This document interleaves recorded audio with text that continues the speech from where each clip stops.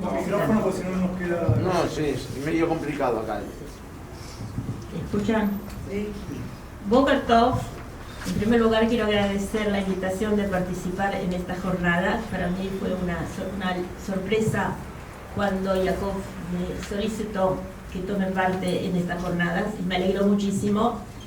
Y para mí esta es mi casa, este edificio y este salón, y de ahí que me siento cálidamente incluida con ustedes. En primer lugar, yo voy a comenzar por el tema que más me dedico, que es historia antigua del pueblo judío, Flavio Josefo. Flavio Josefo fue el más famoso historiador del mundo judío de la época antigua. Fue también un político y un militar, y nos dejó valiosas obras, entre ellas La guerra de los judíos contra Roma, en Antigüedades Judías, la biografía de él. Y en el marco de este congreso también debo agregar un libro, un folleto en realidad, que se denomina Contra Apión. Apión era el primer antisemita literalmente registrado, y él habla en contra de los judíos y los acusa de hechos de salvajes, de enfermedades, etcétera. Pues el primer antisemita intelectual. Y Flavio Josefo escribió una apologética en defensa de los judíos, de la antigüedad de ellos, y él rechaza todos los argumentos de Apión. Yo les estoy hablando siglo I antes y después de la era común. Y muchos de los argumentos de antisemitismo que nosotros conocemos hoy en día y hasta la Segunda Guerra Mundial están presentados en este texto. Así que es importante recordarlo en el marco de historia antigua, también este trabajo de Flavio Josefo. Hace aproximadamente 6 años, un grupo de investigadores y profesores de la Universidad de Oxford decidieron hacer 4 encuentros dedicados a Flavio Josefo, pero no a la persona de él, sino su percepción en la historia, es decir, cómo lo recibieron en distintas épocas en el mundo judío y en el mundo cristiano. Y gentilmente me invitaron a participar, y lógicamente para mí fue una ocasión excepcional. El tema que yo voy a hablar ahora sobre la creación de Flavio Josefo está dedicado no a él, sino a la creación literaria en los getaot, en los campos en los guetos, cómo Flavio Josefo fue una fuente de inspiración, y cómo decir, los libros de él, cómo alentaron los movimientos rebeldes contra los alemanes. Tuve la suerte de que un amigo y un extraordinario investigador del Yiddish, que es argentino, Yehiel Sheintuch, de la generación nuestra del seminario, me ofreció 2 textos extraordinarios. El primero de ellos es un diario de Yitzhak Durashevsky, Itzele en Yiddish, y el segundo es un drama de Yitzhak Katzenelson, que estuvo en el gueto de Varsovia. El primero es el gueto de Vilna y el segundo es el gueto de Varsovia. Y quiero agregar que a pesar de las terribles condiciones impuestas a los judíos en la Segunda Guerra Mundial, es extraordinario la creación cultural de ellos, y nosotros nos vamos a enfocar justamente en estos 2 trabajos. Nuestra primera fuente es la del diario de Yitzhak, también llamado Itzele Durashevsky. Era hijo de un periodista y un alumno brillante en el gimnasio. Él ingresó en el Real Gimnasio de Vilna cuando tenía 12 años. Es importante porque él ya tenía una preparación en lenguas clásicas. Y la segunda parte de él, el diario comienza aproximadamente, no se sabe exactamente la fecha, comienza en el año 1941, cuando los alemanes ocupan el gueto de Vilna, y ellos obligan a la población a concentrarse en lugares muy estrechos, y ahí también la comunidad judía levanta una escuela que reúne todos los niños de las diferentes diferentes líneas ideológicas. En Vilna la línea predominante es del Bund. No sé cuántos ustedes están, creo que la mayoría de ustedes están cercanos a este movimiento que alienta el estudio del Yiddish. Es un movimiento de matices socialista, comunista, y está en oposición al movimiento sionista. Esta escuela estaba dirigida en su mayoría por maestros, profesores del Bund, y a través del diario de él nosotros vamos a tener una vista general de las actividades culturales, ya sea dentro del gueto de Vilna, que tenían conferencias, tenían teatro, tenían su biblioteca, y ellos festejan cuando alguien va y pide un libro. Me gustaría que acá pasara también. Entonces van marcando cuántos libros se han prestado, y cuando llegan a los 100.000 libros, ellos hacen un gran festejo en Vilna. Yo les quiero decir que aparte, él registra todo esto en el diario de él, pero aparte de esto, ellos, es decir, paralelamente él relata los matices atroces de la dominación de los alemanes, es decir, cómo van seleccionando población, y ellos saben que lo llevan a un lugar. Después se supo que Sponar era el lugar donde se los ejecutaba, y los castigos atroces que hay en el lugar, etc. Él registra las dos partes de la vida de ellos en el gueto de Vilna.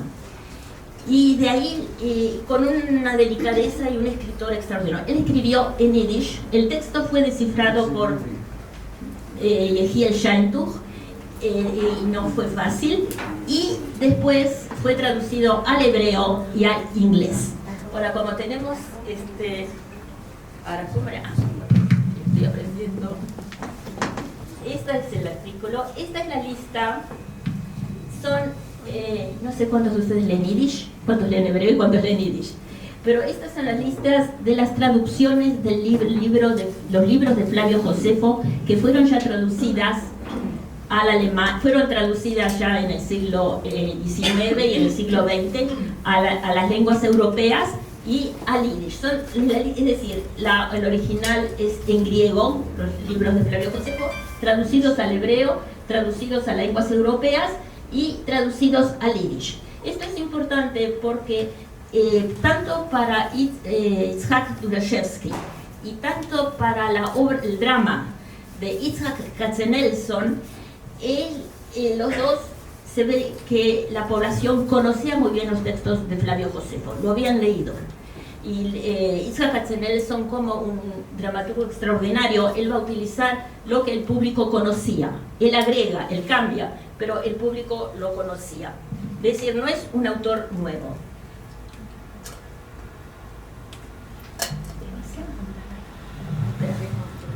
No, se fue para atrás. Este es Itzhak, este es Itzelem. Les puedo decir que cuando uno empieza a leer el diario, yo particularmente lo leí de una sola vez, es decir, no se puede detener. Y la carita dulce de este chico que a los 15 años lo asesinaron. Es muy bello. Esta es las notas, ese es el boletín de él, y él en el boletín y en cualquier papel que tenía a mano, él escribía su diario. La familia sabía que él escribía un diario, pero no pidieron detalles, y solamente cuando se descubrió el diario se empezó a conocer este extraordinario trabajo. Bueno, este es el segundo autor. Ellos se reúnen, según el relato del diario, ellos tenían un círculo, son chicos de primero, segundo de secundario, 12, 13. Tenían un círculo de historiadores y se deciden reunir y estudiar eventos importantes, así escribe, eventos importantes en la historia judía, y uno de ellos es Flavio Josefo, y como estaba de moda en esa época y también en nuestros días, o por lo menos en mi época, hacerle un juicio a Flavio Josefo, y después también a Herodes. Y él es designado como el fiscal, el acusador. Yo les quiero leer parte del juicio de Herodes, lo que él relata. Noviembre 10 de 1942.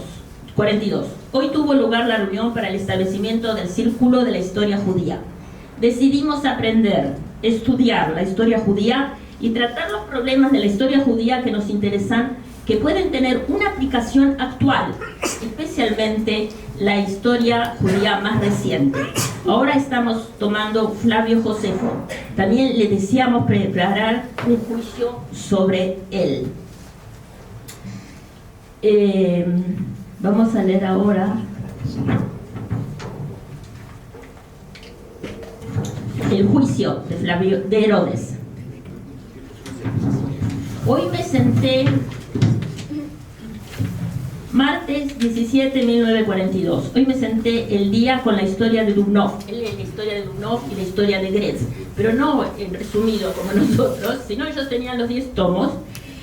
Y como fiscal, Rudashevsky lo acusa a Herodes de ser un agente romano y de introducir costumbres romanas que eran hostiles y ajenas a la espiritualidad judía. La defensa explicó los hechos más positivos de Herodes, que él era una época tempestuosa y que su comportamiento era contrario a su voluntad. Ahora, cuando hacen el juicio, lo hacen en la biblioteca, y llegan representantes de la comunidad, y llegan los profesores de la escuela, y llegan también historiadores. A través del juicio que le hacen a Herodes, yo creo que la figura de él es el famoso rey que estuvo del 37 al 4 antes de la era común, de las grandes construcciones, y un aliado que representaba a Roma. En realidad, lo que nosotros vamos leyendo a través del juicio ese, que ellos no solamente estaban juzgando a Herodes, sino también a Judenrat. Es decir, hay dos historiadores, uno de ellos estuvo acá en Argentina, Mark Dvoretsky y Turkov, y la figura que están juzgando en ese momento no solamente es Herodes, sino es también el Judenrat y el representante de ellos, el Jacob Denz. Y la discusión era si en realidad Herodes lo que él estaba haciendo era positivo para los judíos, o si en realidad estaba cubriendo a la presencia de Roma. Y en realidad si están cubriendo a los alemanes.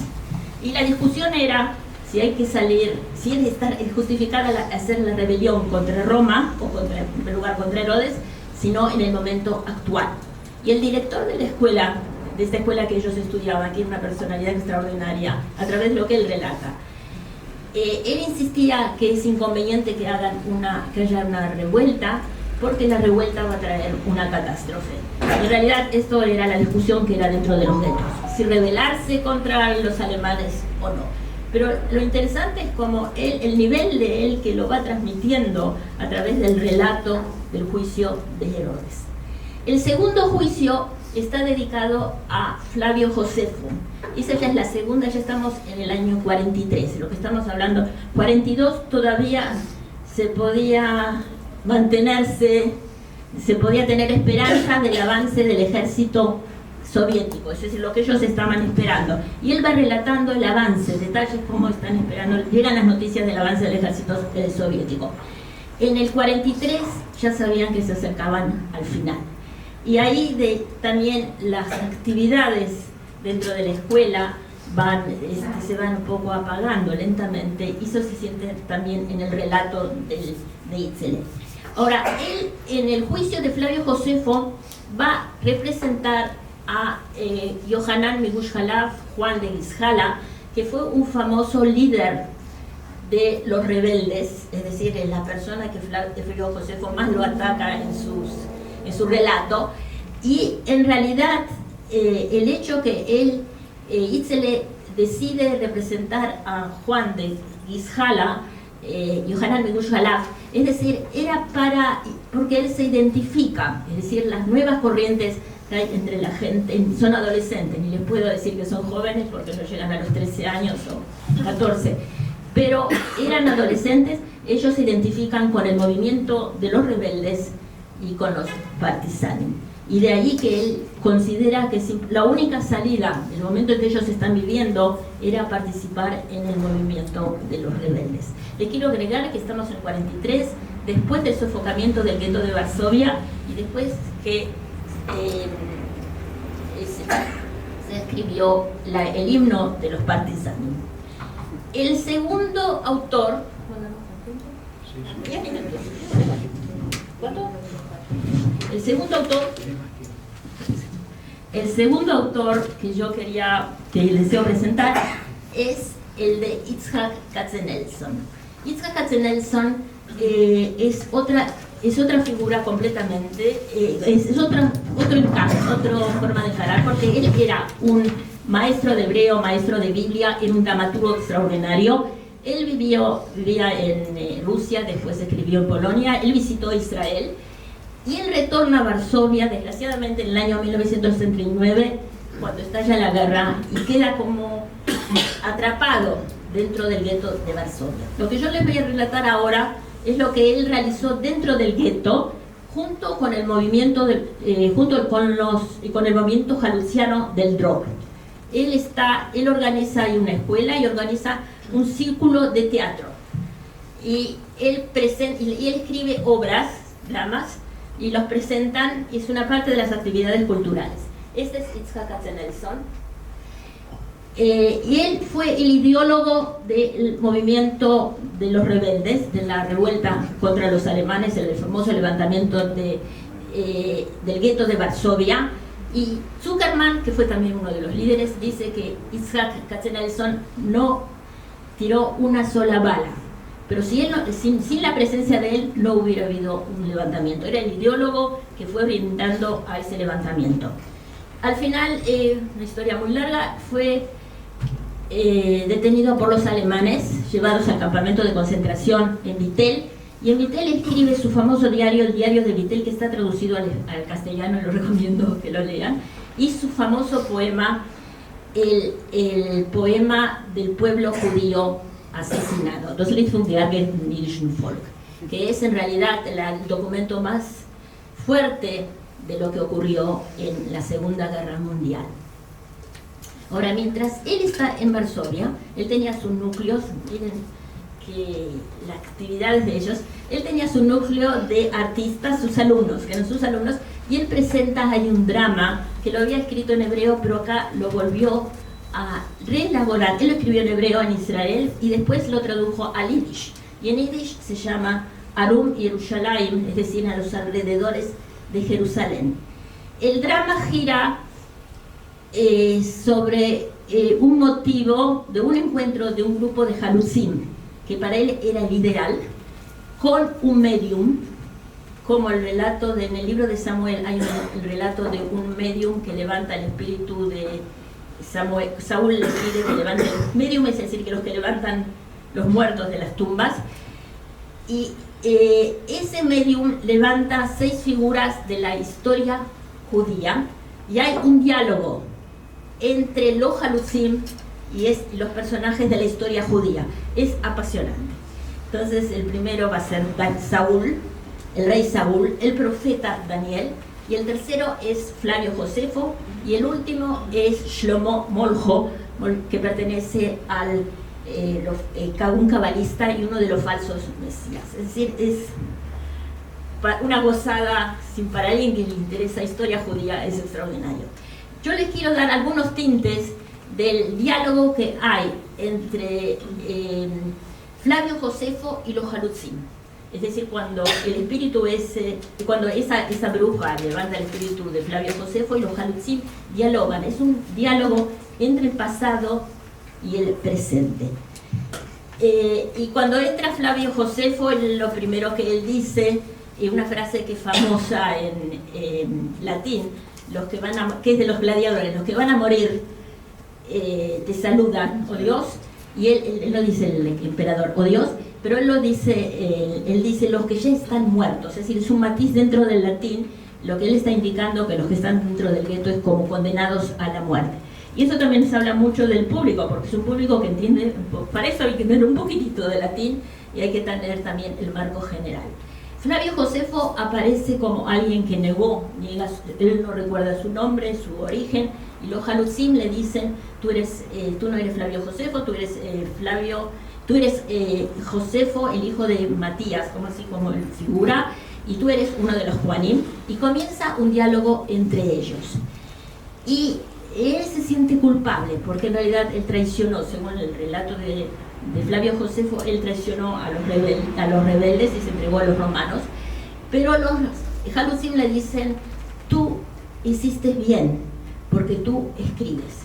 En realidad lo que está diciendo Yitzhak Katzenelson, que era muy importante escribir y registrar lo que estaba pasando. Ellos, es decir, ellos hablan entre el pasado y el presente. Es importante registrar lo que están pasando en este momento. Dubnov también en el último periodo, lo que él decía, Yidden schreibt und beschreibt, judíos escriban. De ahí la importancia de escribir, de registrar el momento trágico en que ellos están viviendo.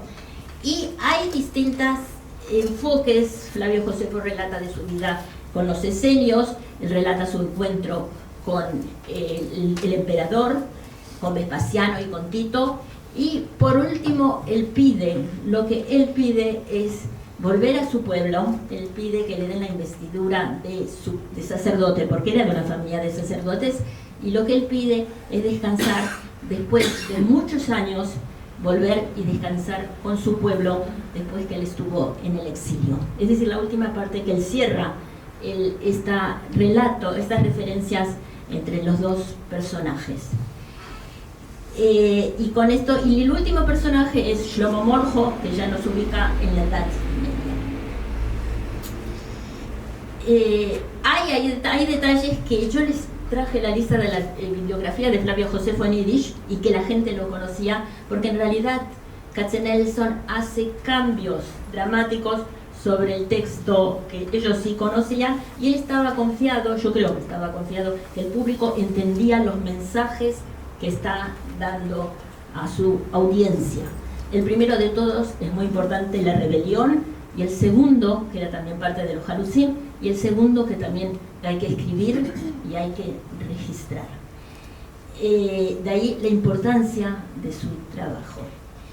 Yo quiero concluir con unas líneas, y yo podría hablar más, pero